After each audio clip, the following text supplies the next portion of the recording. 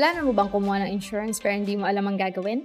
Dati akong insurance agent and ito yung na-observe ko sa mga clients at sa mga hindi ko naging clients. Sobrang tagal nila mag-decide pag inalok sila ng insurance. Maybe dahil ang Pilipinas ay hindi pa ganun ka-open sa concept ng insurance and konti pa lang yung nag-educate about dito.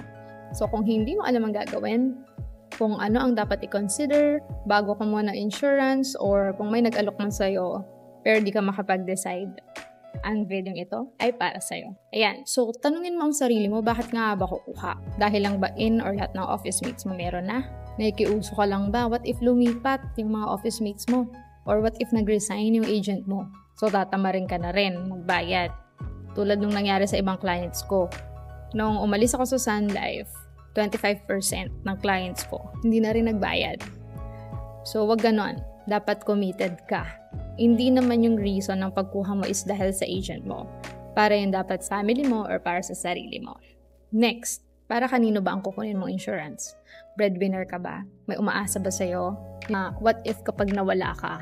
Sino nang susuporta? Single ka ba? Or malapit ka nang mag-retire? Siyempre, pagtatanungin natin kung para kanino insurance, of course, hindi yun para sa'yo. Death benefit nga eh. Insurance is equal to death benefit. So, para yun sa mga may iwan mo. May pamilya ka bang sinusuportahan? Single ka ba? Breadwinner? Or malapit ka na mag-retire? Magkano naman ang kaya mong itabi buwan-buwan?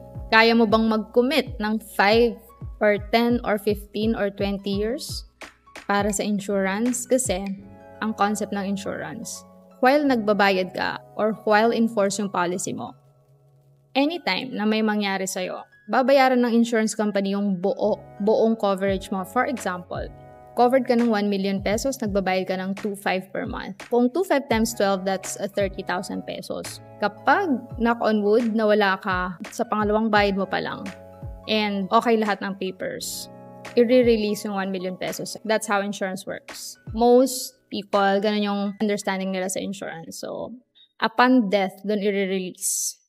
Okay? So, pang-apat, meron ka bang favorite insurance company? May napili ka na ba? So, para mag-guide ka kung saan ka pwedeng mamili ng insurance company, okay, so punta ka sa Google and hanapin mo ang Insurance Commission. Okay, so yan, insurance.gov.ph. Click mo lang yan, and then punta ka sa statistics, ka sa life insurance companies, and then pinaka-last na data nila dito is yung 2023. So yan, yung net income as of December 2023. So view mo lang yan para makita mo.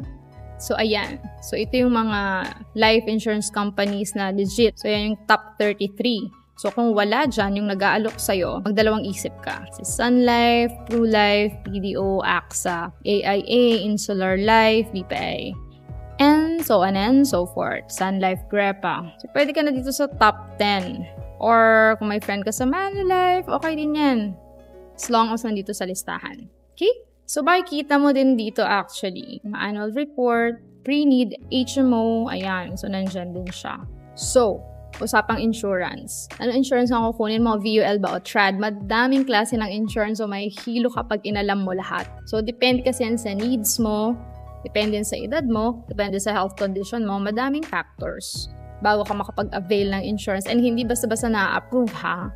Depende din yan sa trabaho mo, depende kung nasa ibang bansa ka or anong bansa yung pinagtatrabahuhan mo. Madaming factors yan. So, habang bata ka, take advantage mo yung pagkuha ng insurance kasi mas mabilis ma-approve kapag mas bata kasi wala pang lumalabas sa mga sakit or mas matagal pa yung lifespan. Kapag pa-senior ka na, medyo madami ng tests na ipapagawa sa'yo bago ka i-approve. So, take advantage of your age, your health condition, habang healthy, and everything. Like, habang wala kang responsibility, makakapag-commit ka pa ng 5 to 10 years na magbayad ng insurance policy mo. So, at least kapag nag-asawa ka na, tapos ka na, wala ka nang ibang isipin. Diba? So, ayan yung mga bagay na kailangan mo itanong sa sarili mo bago ka kumuha ng insurance. So, I hope na-guide kita. And pag may mga questions or may gusto kang idagdag, Pakilagay lang sa comment down below and huwag mong kalimutang mag-subscribe sa aking channel and salamat sa panonood. Thanks for watching. Please like, share, and subscribe to my channel and till my next video. Bye!